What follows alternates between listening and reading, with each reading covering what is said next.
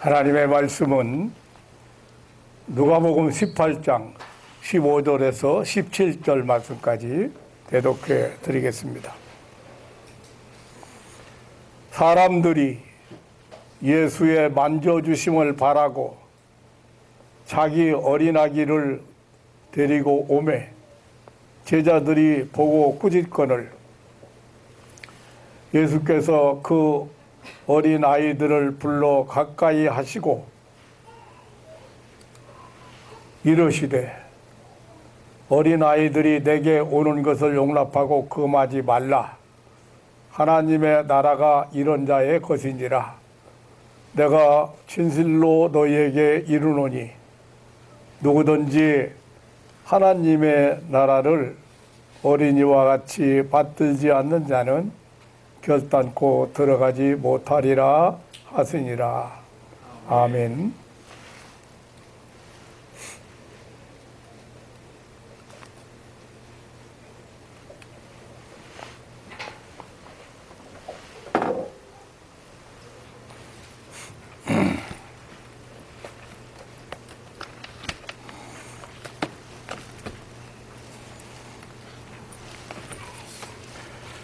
(5월은) 가정의 달입니다. 그래서 여러 가지 행사를 통해서 국가에서 가정이 행복하고 가정이 건실하기를 고취하려고 늘 노력을 합니다. 가정의 귀중성이나 가정의 행복을 잃어버린 세대가 되어가고 있는 것 같습니다. 무엇보다 부모들의 막중한 그런 책임을 잘 모르는 세대가 아닌가 싶습니다. 하나님의 축복 중에 가장 큰 축복은 이 가정의 축복입니다. 창세기 1장 27절로 28절에 보면 하나님이 자기 형상 곧 하나님의 형상대로 사람을 창조하시되 남자와 여자를 창조하시고 하나님이 그들에게 복을 주시며 그들에게 이르시되 생육하고 번성하여 땅에 충만하라. 땅을 정복하라. 바다의 고기와 공중의 새와 땅에 움직이는 모든 생물을 다스리라고 하셨습니다. 가정의 기본 단위가 남자와 여자가 만나서 이루게 되지요. 하나님은 남자와 여자를 창조하시고 그들에게 복을 주셨습니다. 어떤 복을 주시나? 생육하고 번성하라는 복을 주셨습니다. 생육하고 번성하라. 그래서 땅에 충만하라. 땅을 정복하라. 땅에 있는 모든 생물을 다스리라. 이렇게 축복을 하셨습니다. 이와 같이 하나님이 주신 축복 중에 참으로 가장 위대한 축복이 가정 축복입니다. 오늘 본문은 참 지혜로운 부모에 대한 이야기입니다. 사람들이 예수의 만져주심을 바라고 자기 어린 아기를 데리고 오매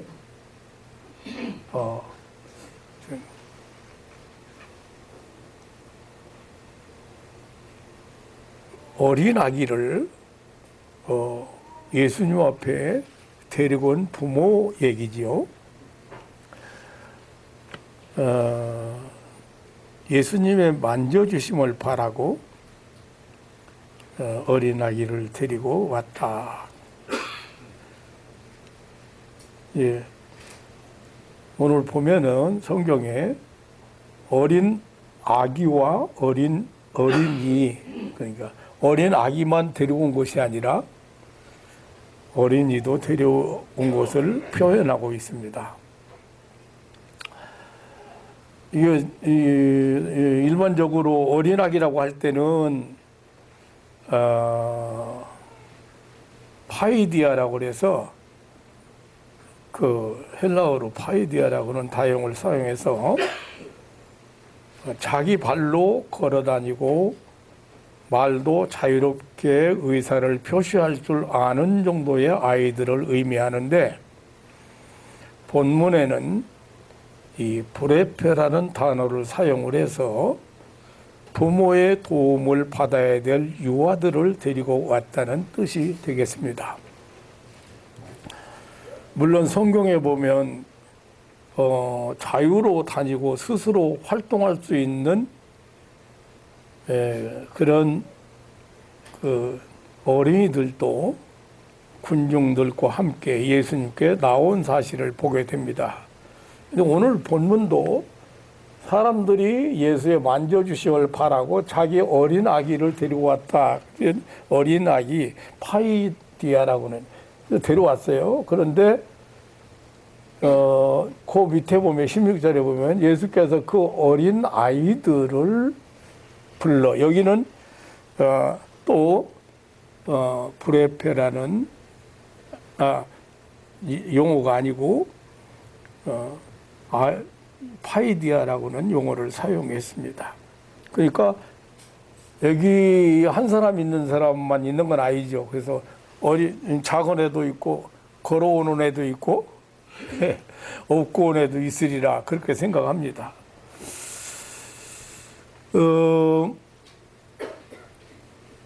그 오병이어의 축복을 체험한 디베랴 언덕에 모인 무리들 중에는 여자와 아이 외에, 파이디아 외에 5,000명이나 된다고. 그러니까 유대 나라의 풍속에 의하면 사람을 헤아릴 때 남자만 헤아렸어요. 그 어린아이하고 여자 그 숫자에 넣지를 않았다. 네. 우리나라에도 지금 이제 그 남자 여자의 그 성차별을 하지 말자 해서는 안 된다. 그렇게 그런 운동이 시작된 것이 사실은 얼마 안 된다고 봐야 돼요. 옛날에는 나 어렸을 때만 해도 가만히 보면은 능력 있는 사람은 여자 둘도 셋도 데리고 살았어. 능력 있는 사람은. 그런데 그 후처들은 뭐 왕들, 뭐 백제 의자왕 같은 사람은 삼천궁녀라고 그러잖아요. 삼천궁녀. 그러니까 왕만 그런 게 아니라 일반 양반들도 아내를 몇 명씩 데리고 살았다고 막.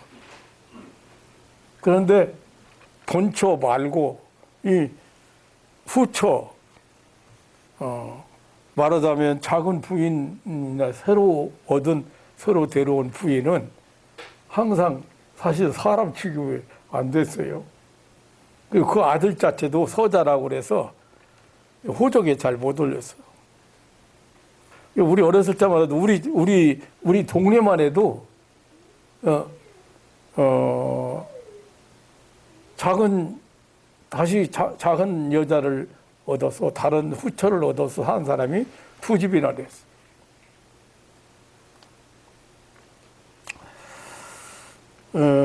아마 당시에도 예수님 당시에도 유대 나라에 그렇게 숫자를 헤아리는데도 아이와 여자를 제외하고 숫자를 헤아렸다고 하는 거 보면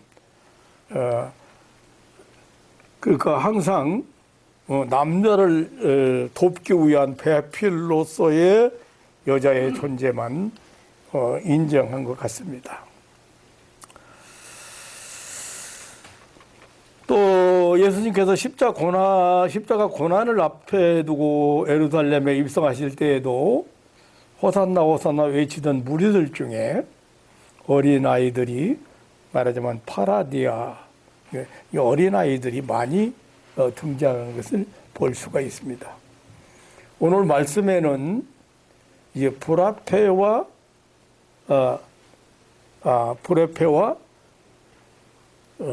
그리고 또 파이디아 두 용어를 다 사용해서 이렇게 아이들을 데리고 온 부모들이 있다고 했습니다.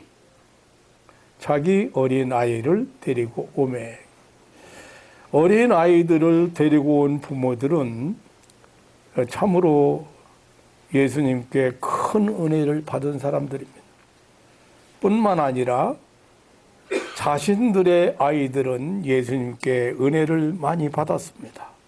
저들은 참으로 최상의 선택을 한 훌륭한 부모들입니다. 아이들은 정말로 최고의 부모를 만난 아주 복 있는 자녀들입니다. 아이들을 예수님께 데리고 왔다. 하나님의 독생자이며 죄인의 구주시며 세상의 구주에게 데려왔습니다.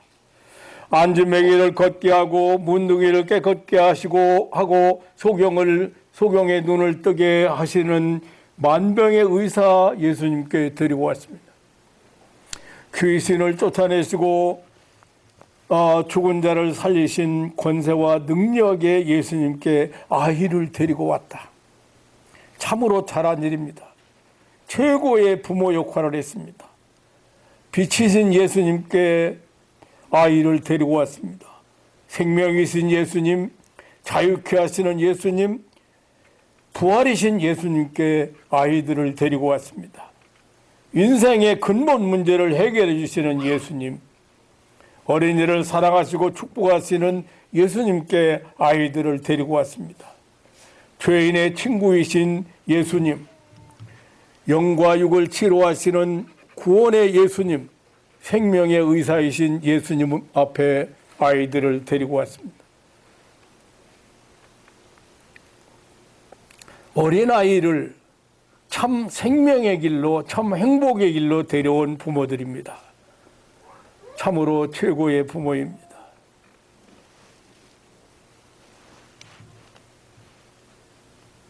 옛날 목회할 때 만난 불치병 환자가 있었습니다. 저 서초동 동장 부인을 제가 만났어요. 서초동 동장 부인 만났는데 병원에서는 이제 손을 놓은 사람이고 대박 쳤기 때문에 나한테까지 찾아와게 되게. 그런데 자기 아이들을 무당에게 보살이라고 하더라고요. 무당에게 데리고 간 사람이 근데 굉장히 자랑스럽게 얘기를 해요. 보살이 무슨 말인지 나는 잘 모르겠어요. 근데 무당이지 보살은 좀 나도 잘 이해가 안 되고, 또 스님이라고 그러잖아요. 원래 중이에요, 중. 받들어서 한다고 해서 스님이라고 그러는데, 중. 이게 무당 걸 이제 보살이라고 그러네.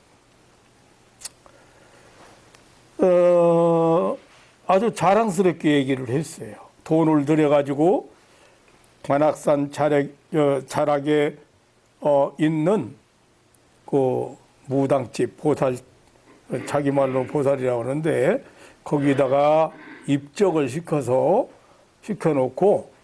옷도 만들어 걸어놨다는 것입니다. 그래서 왜 그렇게 하느냐 보니까, 그렇게 하면은 매년 그 입적된 자녀, 그 옷을 만들어 놓고 입적해놓은 그 자녀를 위해서 구설할 때마다, 그러니까 의식을 할 때마다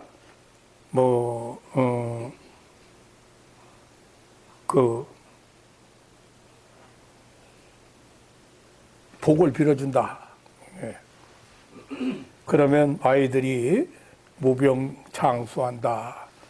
그래서 그렇게 입적시키고, 근데 그런 것도 나는 잘 몰랐어요. 근데 그렇게 많은 사람이, 자기 친구들이, 많은 사람들이 그렇게 와가지고 자녀 옷을 만들어 놓고, 그리고 입적시켜 놓고, 굳온다고 연락 쫙 하면 그 친구들이 다 모여가서 같이 도와주고, 뭐 음식도 뭐 해가지고 가고, 그렇게 한다.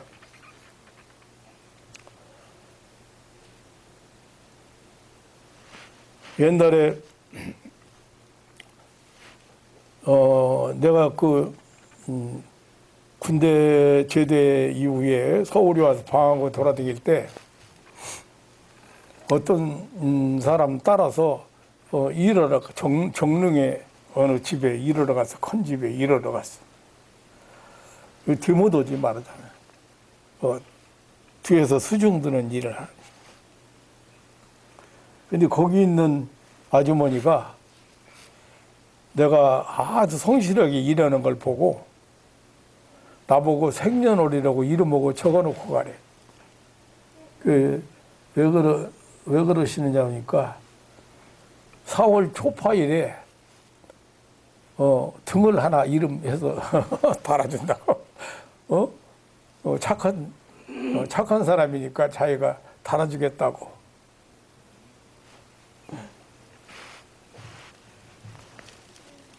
근데 안 써놓고 왔어요. 등 다르면 복을 받는다는 거지. 등 다르면 별걸 다 만들어 놓고 돈을 걷어들여.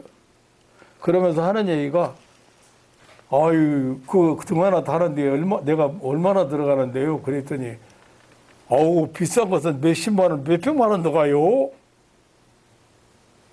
그래가지고 앞쪽에다 달아주고, 존등으로 달아준다고. 그런데 이 서초동 동장 부인이 그 자랑스럽게 얘기를 하는 거야. 우리 집에서 좀 살다 갔어요. 나서가지고 가려고. 아이들을 점쟁이에게, 무당에게, 잡신에게 데리고 가면 어떻게 되겠습니까? 운명론자가 됩니다. 아주 공식적으로 거기다가 등록을 해놓고 마귀 사단에게 소속시켜 놓는 거나 마찬가지. 하나님을 모르는 불행한 자가 될 것입니다. 어떤 부모는 철 모르는 아이를 절간으로 데려다 놓고 어려서부터 중으로 키우는 부모를 보았습니다. 동자승이라고 그래가지고 그 천진난만한 아이들을 삭발시켜서 회색 옷을 입히고 절간에서 자라는 그런 아이들을 텔레비전에서 본 일이 있습니다. 이렇게 부처 앞에 데리고 가 아이들을 허무주의자, 염세주의자가 되어 세상을 살아가게 될 것입니다. 오늘 본문에 어느 부모들이 자기 아이를 예수님께로 데리고 왔습니다. 참으로 최고의 부모들이 아닐 수 없습니다. 참으로 최고의 인도자들입니다. 길이요 진리요 생명이신 예수님에게 자기 아이들을 데리고 왔습니다. 그 아이에게 최고의 선물입니다. 최고의 부모입니다. 아이들에게 큰 축복의 길로 인도했습니다.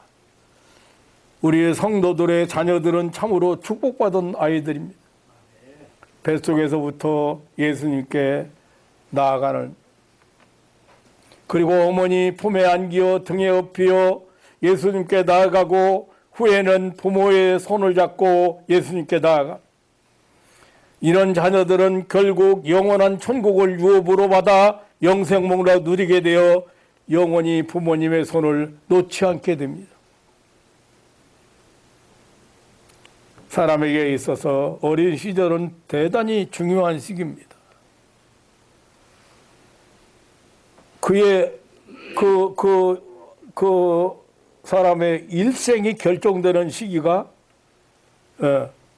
이 어린 유아기예요. 유아기에 거의 모든 것이 형성된다고 합니다. 뭐 심리학에서도 그렇고 정신의학에서도 그렇고 제가 지금까지 치유 사역하면서 깨달은 것이 거의 많은 사람들이 어렸을 때부터 이 악한 영역에 노출되어 있어요.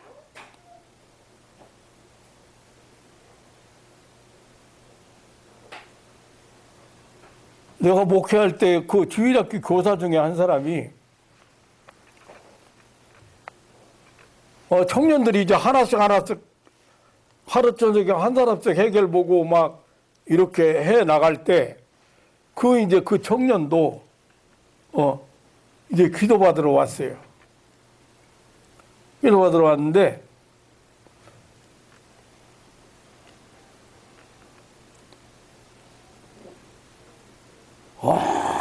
어떻게 힘들게 기도를 하게 만드는지 모르겠어요. 그래서 내가 그랬어요. 도대체 너희 엄마가 무당이냐? 아니면 중이냐? 다른 청년들, 다른 사람들 해결 볼 때는 막 그렇게 힘 안 들었어요. 근데 뭐라고 그러냐면 엄마가 무당은 아닌데 어렸을 때 구설 많이 했다는 거예요. 그러니까 구설할 때마다 귀신 불러들인 거예요.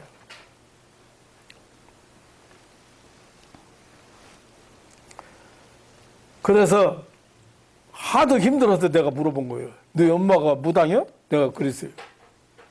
너희 엄마 무당이야? 왜 이렇게 귀신이 그냥 다닥다닥 들어붙었어? 그 나무에 진드기라거나 이렇게 막 징그럽게 들어붙어 있잖아요. 그런 형태.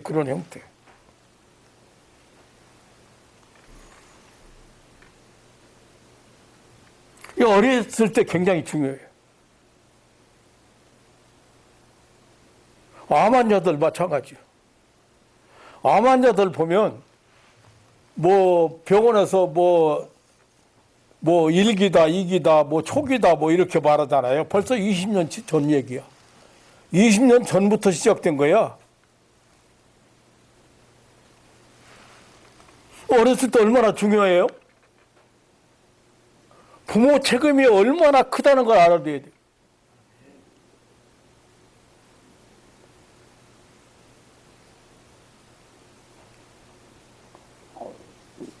그 부모의 영향 아래서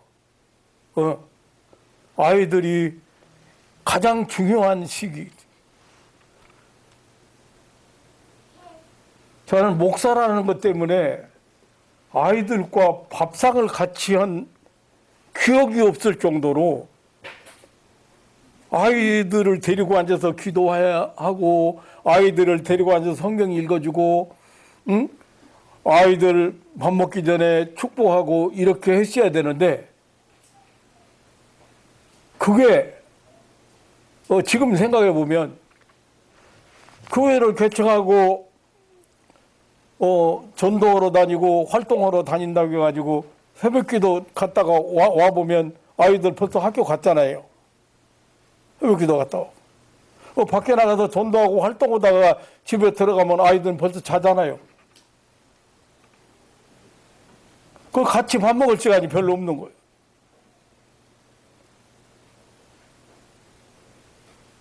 우리 큰아이가 그러는 거예요. 아빠가 우리들한테 해준 일이 뭐 있어요? 외식 한번 시켜줘 봤어요?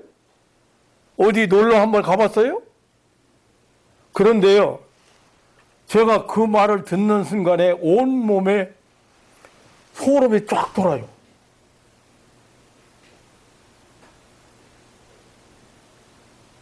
그것이 아이들 마음속에 우리 아빠는 목사인데 외시간만 안 시켜주고 어디 한번 놀러 모처럼 한번 어린이날 모처럼 한번 애들 데리고 나가려고요.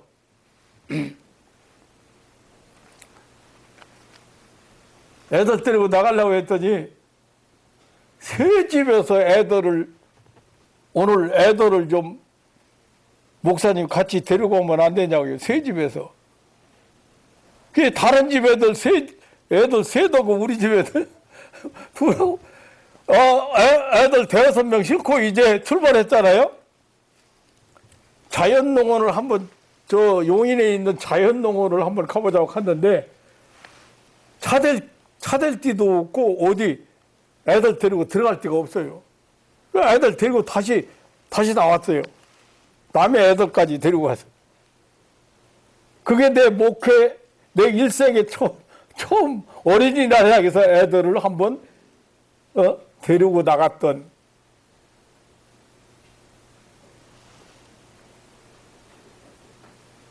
애들 데리고 밥 먹을 데도 없어요. 그나마 남의 집 애들까지 엄마 아빠가 바빠서 어린이날 못 데리고 간다고 부탁한 애들까지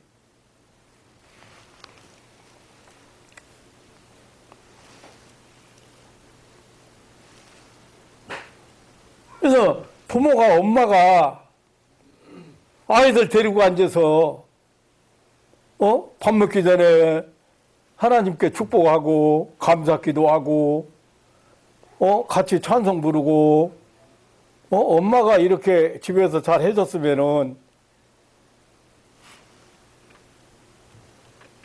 그래서 제가 아이들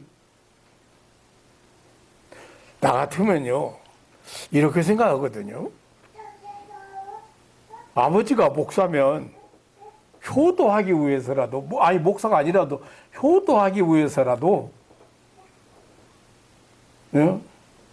교회를 다닐 것 같아요. 효도하기 위해서라. 우리 장인어른은 진짜 교회 다니실 분이 아니거든요. 진짜 교인들을 보고 웃기는 사람들이라고 하시는 분이에요. 무슨 놈은 맨날 아멘해. 무슨 놈 보이지 않는 하나님 보고 아버지. 예수를 믿으면 변화가 있어야지. 예수 믿는 사람 치고 더 지독하고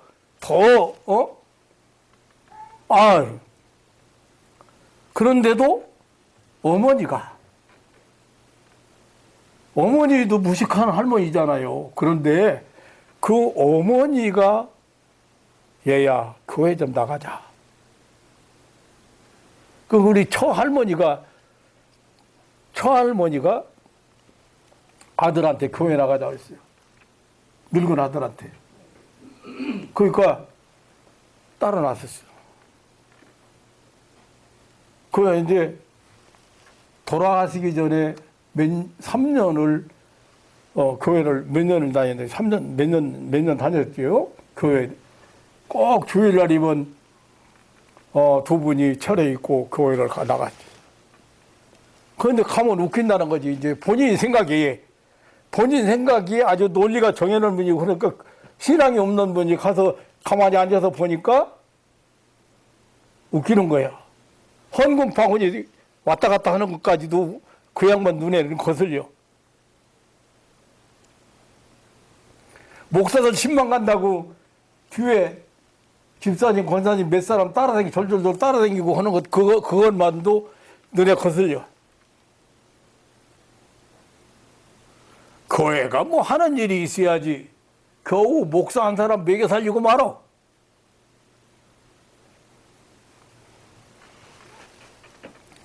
그런데 어머니 생전에 효도한다고, 순종한다고, 어머니 말씀에 순종한다고 교회를 다녔어요. 돌아가신 후에 3년 동안 다녔어요. 3년상 치른다고 하잖아요. 그 유교에서 돌아가시고 집에다가 이렇게 만들어 놔요. 그거 만들어 놓고 거기 아침 저녁으로 거기 절하고 그러잖아요. 그 돌아가신 분 지방 써서 붙여놓고 그거 싹 다 치우고 난 다음에 교회를 안 나가죠. 우리 집 왔다가 걸려가지고 이제 마음 바꾸셨는데 우리 집 오셨다가 걸려가지고 우리 집 오셨다가 어떤 처녀한테 난 모르는 처녀한테 창피당하고 교회를 마음을 바꾸시고 사위 말이 맞다.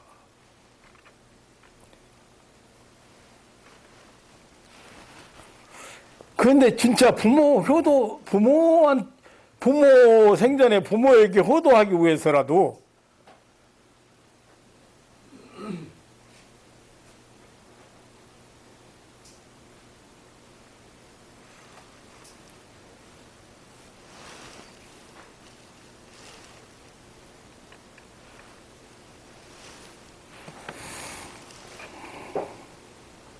어린 시절이 참 중요합니다. 그 중환자들, 불치병 환자들, 세상을 힘들게 살아가는 사람들을 보면은 어렸을 때, 노출된 사람들, 어렸을 때.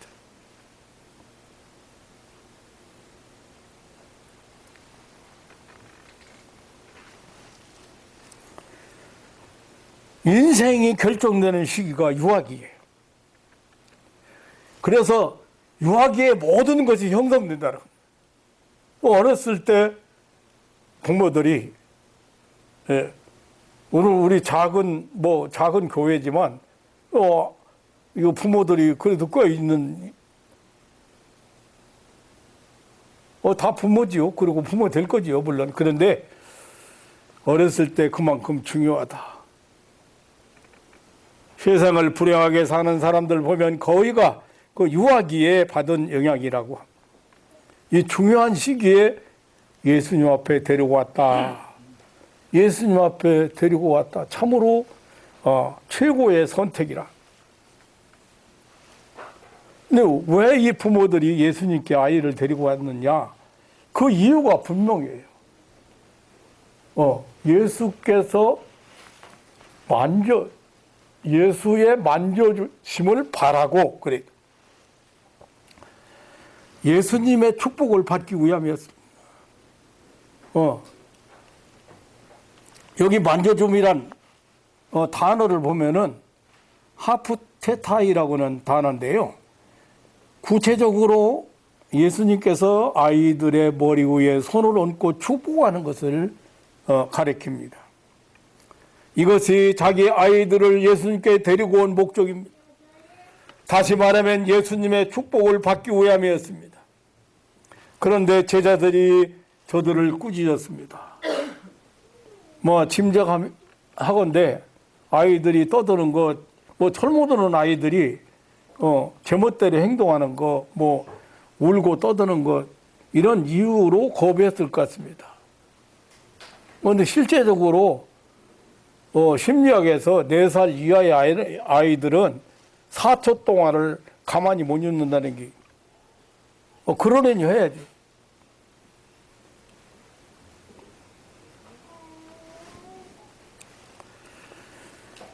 그러나 예수님은 아이들을 금하지 말라고 하시면서 하나님 나라가 이런 자의 것이라고 했습니다. 그리고 가까이 오게 하셨습니다. 마가복음 10장 16절에 보면 어린 아이들을 품에 안으시고 저의 위에 손을 얹고 안수하여 주었습니다. 하나님 나라는 이런 자의 것이라고 했습니다. 그리고 하나님 나라의 표본이라고도 말씀하셨습니다. 자기 아이들을 예수님께 데리고 간 사람들은 이렇게 축복을 받았습니다. 예수님은 기뻐하시고 흐뭇해 하셨습니다. 은혜를 사모하는 자들, 예수님을 바로 알고 예수님 앞에 나오는 자들, 축복을 사모하는 자들이 하나님 나라를 체험한다고, 하나님 나라를 소유한다고 말씀하시면서 아이들을 축복해 주셨습니다.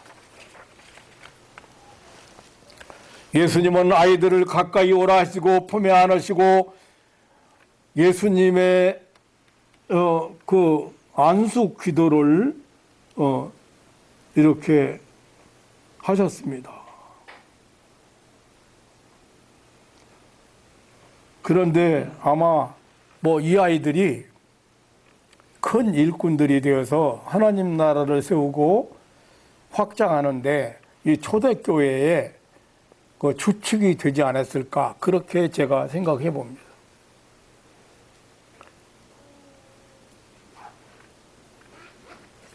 전에 목회할 때 생각해 보면 어려서부터 이렇게 교회 나오고 목사의 축복을 받으면서 성장한 아이들, 그런 아이들이 믿음도 좋고 교회마다 좋은 일꾼들로 일하고 있고 이 시대를 이끌어갈 사람들로 성장하고 있는 것을 봅니다.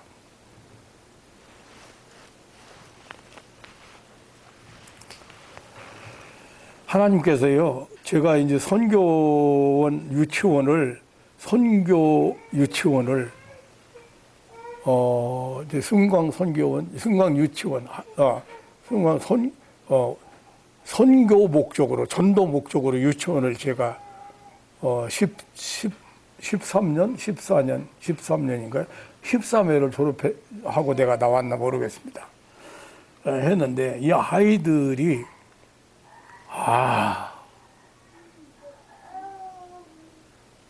그래서 오죽하면 학교에서 거기 가장 가까운 소위국민학교라고 했는데 그 국민학교에서는 성광유치원을 나온 아이가 공부 못한다고, 너는 거기 나왔다면서 공부를 못하냐.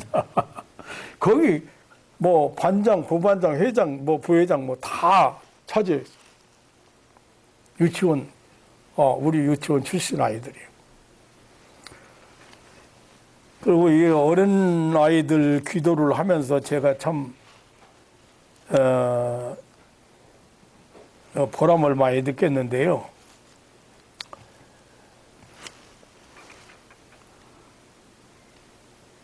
어떤 아기는 지금도 기억이 납니다만은 갓난아기 때 엄마가 이게 사람 구실을 못한다고 그랬어요. 여기 순천장 병원에 일주일이면 3일, 4일을 갔다 와야. 그런 아이인데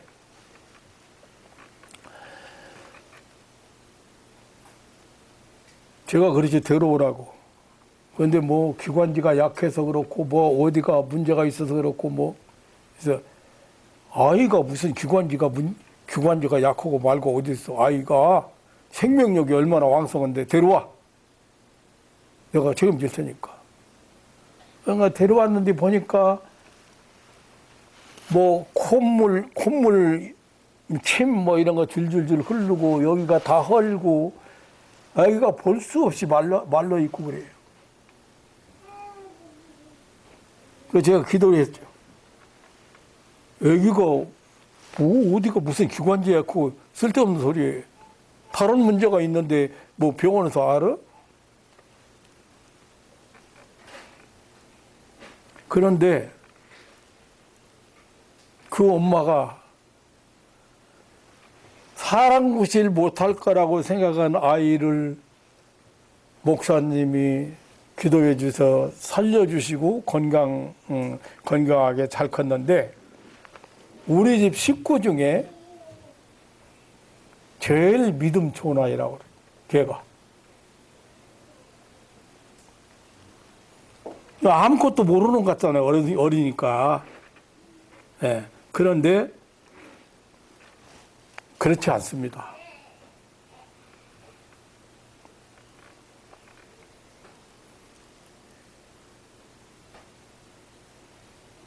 목사의 기도는, 목사의 축복은 그 아이에게 정말로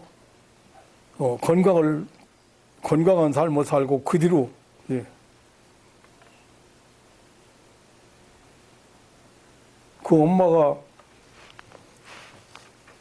엄마가 조그만하고 어디 성균관 대학교 나왔나 그런 엄마인데 그걸 잊지 않고 있더라고요.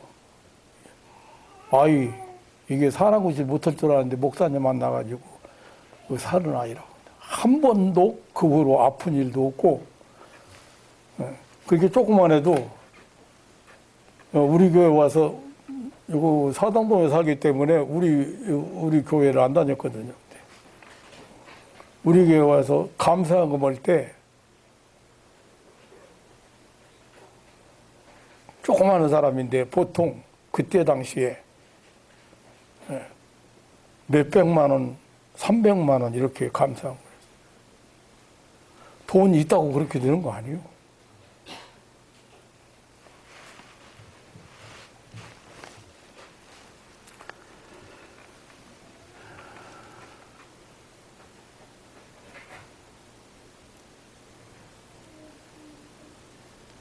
작년인가 그렇긴가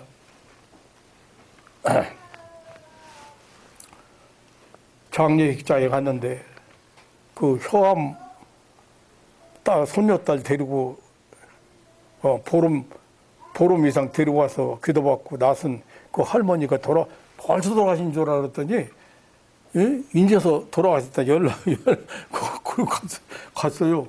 그런데 그 딸이 그 집 그 할머니 돌아가신 할머니 딸이 반갑게 달려왔어요. 목사님 오셨다고. 그런데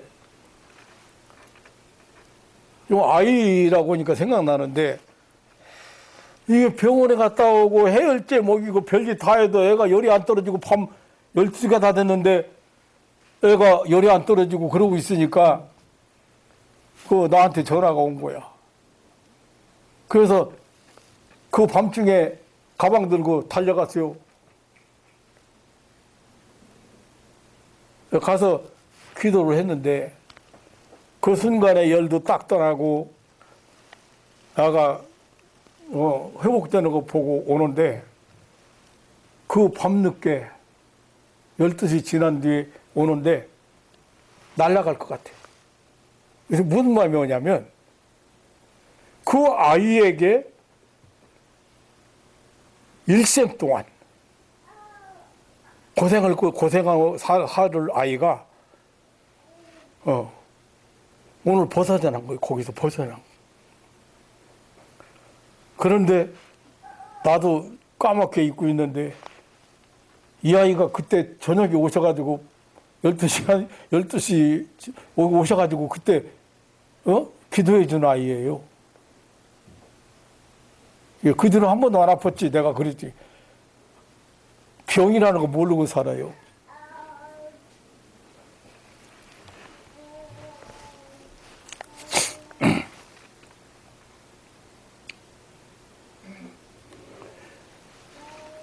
본인이나 부모는 잘 모르지만 이 기도해준 목사가 너무 감격스러운 때가 있었어. 그 아이 생각해 봅니다.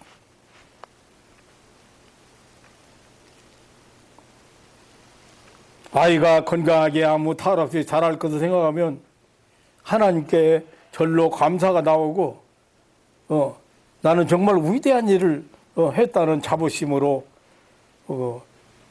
그렇게 하루 피곤이 싹 가시고 세상을 다 얻은 것 같은 그런 기분으로 집으로 돌아온 그 아이를 보면서 그때가 그냥 떠올라요.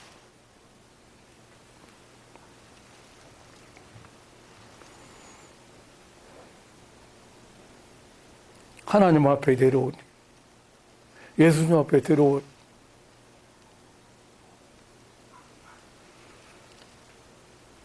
마가복음 9장에 보면 벙어리 귀신 들린 아들을 데리고 온 아버지가 있었습니다. 참으로 잘 찾아왔습니다. 그런 아들을 절망의 자리에 죽음의 자리에서 고침받고 살려냈습니다. 새로운 세상을 살아가고 자기 인생을 마음껏 펼쳐가게 되었습니다. 자기 아이를 예수님께로 데려간 아버지는 정말 놀라운 체험을 했습니다. 큰 기적을 맛보았습니다. 건강한 아들, 새로워진 아들을 받았습니다. 부모로서 할 수 있는 최고의 일을 한 것입니다. 사랑하는 성도 여러분, 우리는 우리 자녀들에 대한 바른 시각이 중요합니다. 어린이의 인격 존중이 중요하고 어린이에 대한 행복을 도모하는 일 중요한 것은 사실입니다.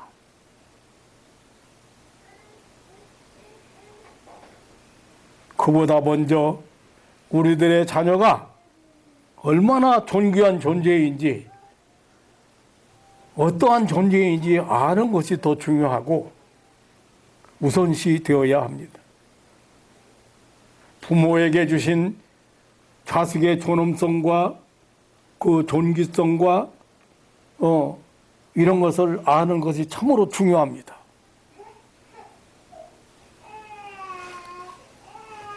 그런데 아이의 인격을 잘 모르는 사람들이 많아요. 그러니까 아이를 함부로 했기 때문에, 인격적으로 대하지 않았기 때문에 아이가 병들어 있어.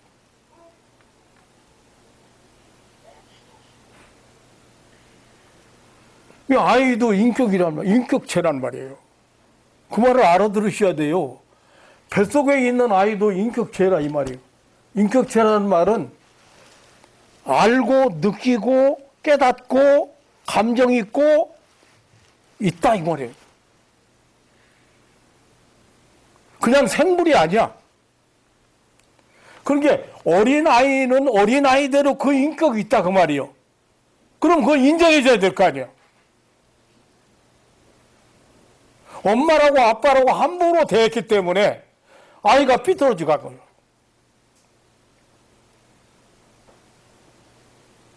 얘기하다 생각하니까 우리 김미래 입사님 아주 선한 분이고 말도 함부로 안 듣는 분 같은데 승훈이가 큰아들이 기도받으러 왔잖아요. 척수 청만증도 있고 제일 문제는 뭐예요? 수영 공포증이 걸렸어.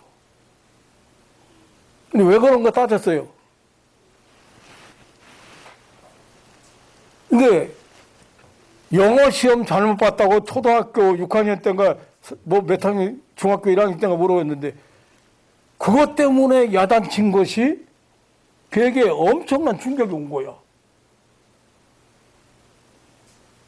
그래서 시험만 보려고 하면 뭐 생각나? 야단 맞은 거 생각나는 거야. 시험 공포증이 걸린 거예요. 공부 잘하는 애인데 시험 점수가 잘 안 나오는 거예요. 왜냐면 생각해 보세요. 그런데 그 정도가 아니고 벌써 시험 며칠 날 본다 그러면 이틀 전부터 배탈 나, 잠 못 자고. 애가. 여러분 다 보셨잖아요. 군대 갔다 와서. 충성하는, 지금 취직해가지고, 잘 다니고, 이제 활동 잘하고 있고, 저 건강하게 잘 지내고 있습니다만은, 시험 공포증에 걸린 건 엄마도 몰라. 아빠도 모르고. 근데 시험만 본다고 하면, 학교에서 시험만 본다고 하면 벌써 이틀 전부터 설산하고 이틀 전부터 잠 못 자고. 뭐 때문에 그래? 한 번 야단친 것 때문에. 시험 잘못 봤다고.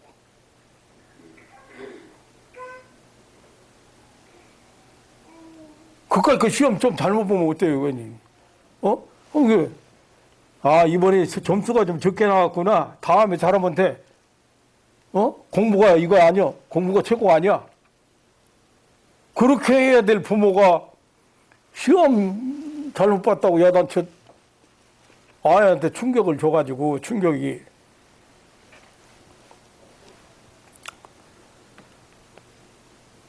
그래서 인격적으로 대해야 돼요.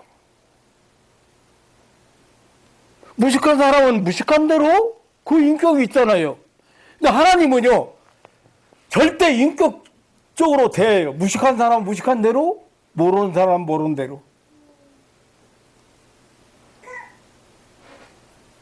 아무것도 모르는 우리 처할머니 얘기를 했는데 그 양반은 아무것도 모르고 귀도 하나도 안 들려. 그래도 정성 들어서 맨 앞에 가서 앉아서 하나님 앞에 기도하고 그렇게 교회를 다니시는 분인데 방언 은사 받았어. 입이 틀어지고 소리가 나오니까 그냥 안 하려고 그냥 그거 무슨 소린가 창피하다고 이거예요.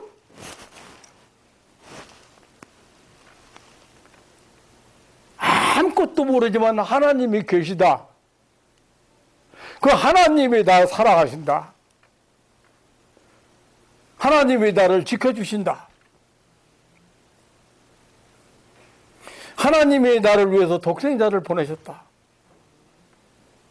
내가 죄사함 받았다. 난 천국 간다. 간단하게 알고 있어. 그래도 그대로 인정하시고 그거 축복하시잖아요.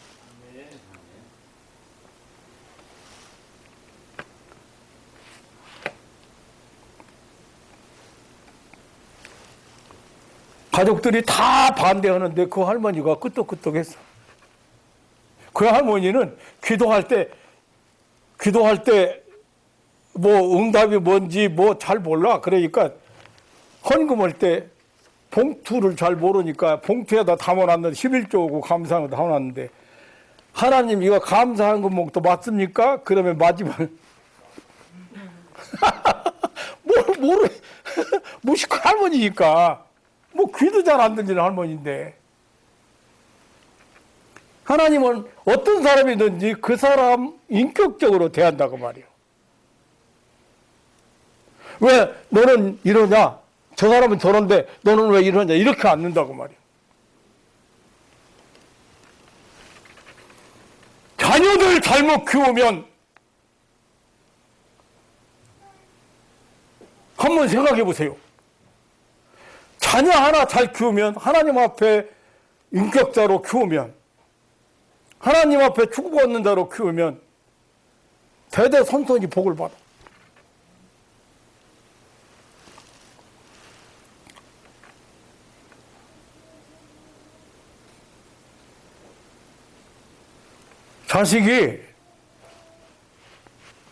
자식이 어떤 존재인가 여러분 잘 알아요. 얼마나 소중한 존재인가 잘 아셔야 돼요.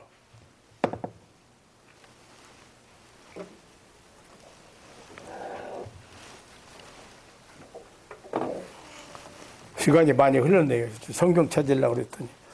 시편 127편 3절에 보면 자식은 여호와의 주신 기업이요 새 열매는 하나님의 상급이라고 그랬어요. 자식은 여호와께서 주신 기업이라고 그랬어요. 이게 무슨 말이에요? 굉장히 중요한 말씀입니다. 자식의 근원이 하나님이란 말이에요. 자식이 하나님의 창조적인 산물이라 그 말이에요. 아버지의 형상으로서의 산물이 하나님 아버지의 형상으로서의 여기 기업이란 말은 유산 상속받을 아들을 의미합니다. 그러니까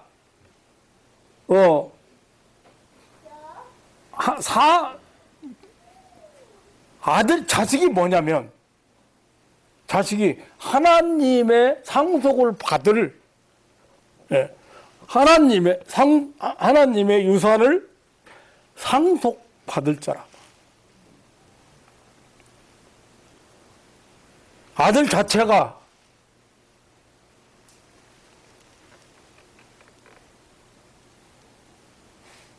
그러니까 사람의 근원이 하나님이지요. 하나님으로부터 온 존귀한 자들입니다. 마태복음 19장 4절에 사람을 지으시니가 본래 저희를 남자와 여자로 만드셨다 했습니다. 말라기서 2장 10절에 우리는 아버지를 가지지 아니하였느냐? 하나님의 지으신 바가 아니냐라고 했습니다. 말라기서 2장 15절에 여호와는 영이 유효하실지라도 오직 하나를 짓지 아니하셨느냐? 어찌하여 하나만 지으셨느냐? 이는 경건한 자손을 얻고자 하심이라고 했습니다. 하나님의 영은 유효하시다고 했습니다. 곧 하나님의 영은 부족하지 않고 여유가 충분하시다는 뜻입니다. 그래서 하나님은 한꺼번에 여러 사람을 창조할 수도 있지만 오직 하나님은 오직 하나만 지으셨다는 것입니다. 즉 일남 일녀만 지으셨다고 했습니다. 창세기 2장 7절에 여호와 하나님이 흙으로 사람을 지으셔서 생기를 그 코에 불어넣으시니 사람이 생명이 된지라고 하셨습니다. 그것이 바로 아담이었습니다. 그 후에 아담의 독처하는 것이 좋지 않아서 돕는 배필로 여자를 만들었습니다. 여호와 하나님이 아담을 깊이 잠들게 하신 후에 그 갈빗대를 하나를 취하고 산로 대신 그 자리를 주었습니다. 그리고 아담에게서 취한 갈빗대로 여자를 만들었습니다. 그리고 그를 친히 아담에게로 데려다 주었습니다. 이 아담이 그 여자를 보고 이는 내 뼈 중에 뼈요 살 중에 살이라고 했습니다.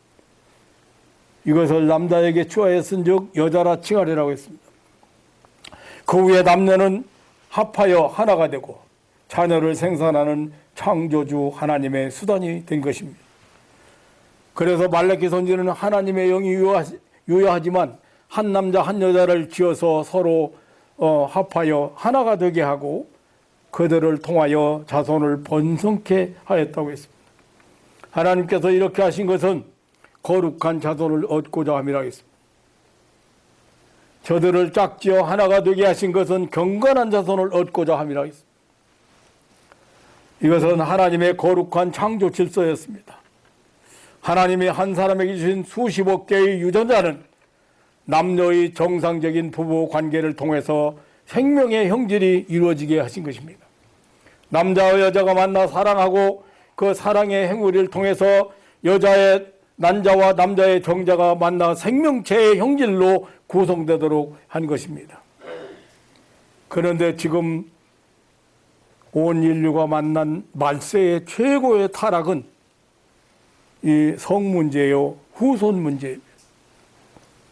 그리고 하나님을 도전하는 인간 교만. 지금 우리 인류에게 대두된 복제 인간 이야기는 벌써 오래전 얘기입니다. 난자와 정자의 만남이 필요 없이 인간의 시체 어느 부위에서 떼어난 체세포, 그 세포 핵을 난자 속에 집어넣는 방법으로 복제한다는 것입니다. 이러한 생명공학이 더 발전해서 여자의 자궁 내에 이식이 필요 없이 특수 제작한 관 속에서 여러 가지 형태의 동물 복제나 인간 복제가 가능하다는 것입니다. 만약에 학자들의 말대로 진행된다면 맞춤형 아기, 주문형 인간이 출현하고 특수형 인간이 생겨날 것입니다. 이러한 인간 복제로 생겨난 인간을 우리는 어떻게 이해해야 하겠습니까? 하나님이 주신 기업이라고 하지는 않을 것입니다. 조물주 하나님을 도전한 인간의 산물인 복제 인간을 어떻게 생각해야 할 것인가? 기독교 윤리에서는 용납할 수가 없는 것입니다. 여호와의 주신 경건한 자손이라고 할 수 없을 것입니다. 돈을 주고 원하는 인간형을 주문해서 만들어 내서 키우는 아이를 내 혈통을 타고난 자식이라고 생각하기는 어려울 것이야. 복제 인간은 영적 차원에서도 하나님의 선물이 아닙니다. 인간의 혈통으로도 부모가 없습니다. 성경이 말하는 자식이 여호와의 주신 기업이라고 거룩한 하나님의 창조의 산물이라고 말할 수는 없을 것입니다. 성경은 우리가 받은 자식은 하나님이 주신 기업이라고 했습니다. 결코 복제된 인간이 우리가 받은 기업일 수가 없을 것입니다. 기업이란 유산을 상속받은 아들을 의미합니다. 하나님의 축복을 이어갈 자, 하나님의 나라를 이어받아서 살아가야 할 자. 그리고 하나님의 사랑, 하나님의 은혜, 이 모든 것들을, 축복, 모든 것들을 우리에게 주시는 통로가 바로 자식이다. 하나님의 사랑, 하나님의 은혜, 축복 이런 것들을 우리가 받을 수 있도록 주신 것이 자식이라는 사실을 기억해야 합니다. 부모에게 주신 자식의 존엄성과 존귀성 깨닫게 하시는 말씀입니다.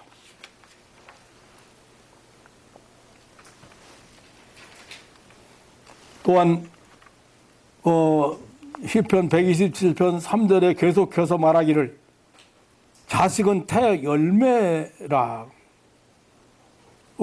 그 태 열매로서 부모에게 하나님이 주신 상급이라고 했습니다. 여기 태 열매는 태는 뱃속에 아이를 담고 있는 태반을 의미합니다. 하나님은 창조주의 여자에게 태를 주셨습니다. 그것은 생명을 잉태케 하기 위함이었습니다. 생명이 잉태하면 그 태 속에서 10개월이라는 기간 동안 자라게 했습니다. 하나님이 주신 자식은 반드시 하나님이 주신 태에서 자리 잡고 이 태에서 자라서 세상에 나오게 했습니다. 그 태는 수태할 때, 성장할 때, 해산할 때 모두 고통을 겪었으며 그 태 열매는 부모에게 있어서 하나님이 주신 상급이라고 했습니다. 여기 상급이란 말도 역시 하나님이 사람에게 베푸신 그 은혜와 축복을 의미합니다.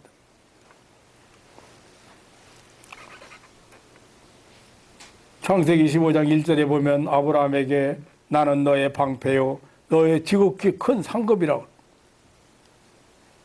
하나님 자체가 아브라함에게 주신 상급이라.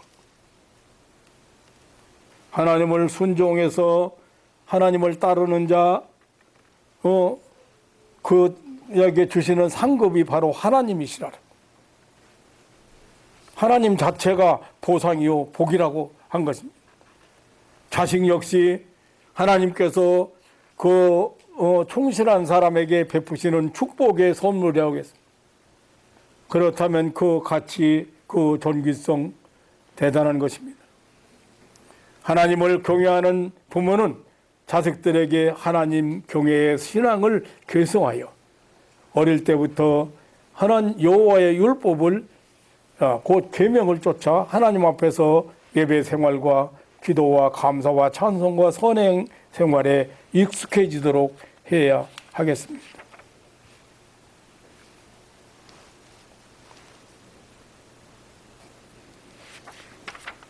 우리는 자식들을 향하여 뜨거운 기도와 사랑과 축복의 훈계를 계속해야 할 것입니다.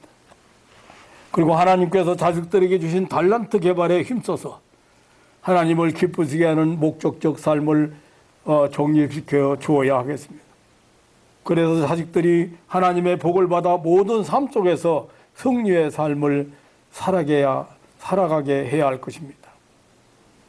그 자식들은 하늘에 하나님께 뿌리를 받고 아래 땅에서는 신앙인 부모를 통해서 하나님께서 약속하신 축복을 계승받게 되는 것입니다. 출애굽기 20장 5절로 6절에 보면 하나님은 질투하는 하나님인즉 나를 미워하는 자의 죄를 갚되 아비로부터 아들에게로 3, 4세까지 이르게 하거니와 나를 사랑하고 내 계명을 지키는 자에게는 천대까지 은혜를 베푸니라고 하셨습니다. 하나님께 순종하는 자, 하나님을 모신 자들에게 큰 축복을 선언하셨습니다. 사랑하는 성도 여러분, 우리가 받은 우리의 자녀들은 하나님이 주신 기업이요 상급입니다. 저들에게는 엄청난 가능성의 잠재력이 있습니다. 저들에게는 언제나 하나님이 보낸 대사로서 할 수 있는 자들입니다. 가정의 기쁨과 웃음을 불러일으키는 자들입니다. 가정의 화목과 대화의 채널이 되는 자들입니다. 자식들은 무한한 하나님의 기업이라는 사실을 여러분 기억하시기를 바랍니다. 저들을 통해서 우리에게 주시려는 축복을 받아 누릴 수 있는 그런 신앙인들이 되시기를 주님의 이름으로 축원합니다. 어린아이의 웃음은 폭풍보다 더 위력이 있다고 말한 사람이 있습니다. 어린아이들에게는 어른들에게 없는 그 아름다움과 힘이 있습니다. 많은 사람들을 움직이게 합니다. 특히 부모에게 새 희망, 새 힘, 새 능력, 그런 용기를 가지게 합니다. 자기 아이를 낳은 사람들, 예수님의 큰 축복을 받은 사람들, 가장 지혜로운 사람들입니다. 참으로 세상에서 가장 위대한 일을 한 사람들입니다. 아이를 데리고 예수님께 나와 함께 기도하고 함께 손뼉치고 함께 찬송하고 하나님께 춤추고 함께 예배드리는 사람들이 세상에서 가장 행복한 사람들입니다. 우리 모든 부모들은 자기 아이들을 예수님께로 데리고 나오는 축복을 받았습니다. 우리 모든 부모는 어린아이에게 예수님의 축복을 받게 해야 합니다. 하나님을 아는 지식을 배우고 영원한 구원의 복음을 받는 축복을 받게 하기 위하여 아이들을 예수님께로 데리고 와야 합니다. 또한 더 적극적으로 아이들이 받은 달란트대로 하나님 나라를 위해서 살아가게 하기 위해서 예수님께로 데리고 와야 합니다. 예수님께 나온 저들의 미래는 엄청난 축복의 세계가 열릴 것입니다. 저는 오늘 이렇게 가정의 날을 가정의 달, 이 5월 달을 시작했습니다. 그런데 어린이날이다, 무슨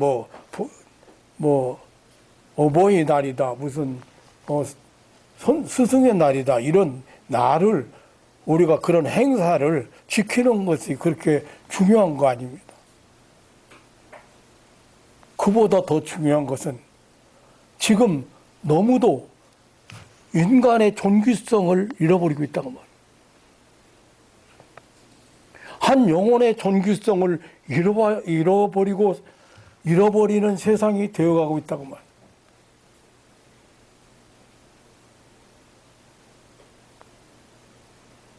하나님의 기업이요, 하나님의 선물이요, 하나님으로부터 우리에게 보내온 엄청난 그 선물을 우리가 어떻게 그 선물을 우리가 어떻게 취급해야 될 것인가? 나중에 후회해봐도 소용없어요.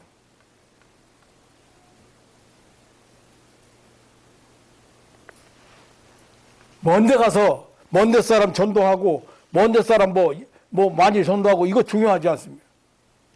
아니 그것도 물론 중요하겠죠. 그러나 참 중요한 건 내 가정이 하나님을 섬기고 하나님을 경외하고 늘 하나님의 은혜의 세계를 살아갈 수 있는 그러한 아름다운 가정이 이루어지기를 주님의 이름으로 축원합니다.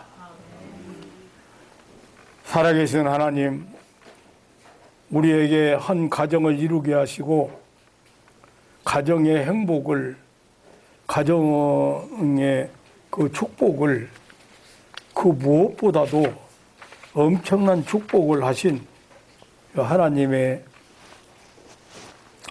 그 놀라운 뜻을 오늘 이 아침에 함께 생각을 했습니다.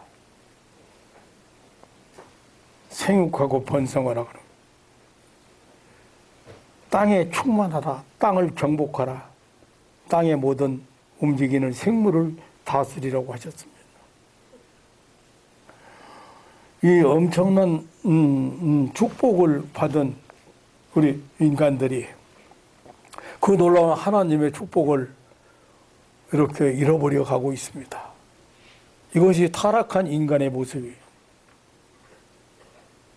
가정이 얼마나 행복하고 가정이 얼마나 아름답고 가정이 얼마나 소중한 것인데 그걸 잃어버려서 지금 가정이 파괴해 가고 있습니다. 자녀들이 방황하고 있습니다. 가정을 싫어하고 있습니다. 이러한 이 말세지마를 당한 사랑하는 가족들에게 언제나 변함없이 우리를 사랑하시는 하나님을 경외하고 하나님 앞에 정말로 누릴 수 있는 하나님이 주시는 복을 누릴 수 있는 그런 믿음의 가정들이 되게 하여 주옵소서. 5월달을 보내면서 더욱 감사가 넘치고 그리고 더욱 가정에 행복이 넘치고 감사가 넘치고 행복이 넘치고 그리고 우리 하나님께서 주신 축복의 땅을 향해서 전진할 수 있는 그런 한 달이 되도록 축복해 주옵소서. 감사하오며 언제나 변함없이 가정을 통해서 당신의 뜻을 이루시기를 원하시는 우리 구주 예수님의 이름으로 기도하옵나이다. 아멘.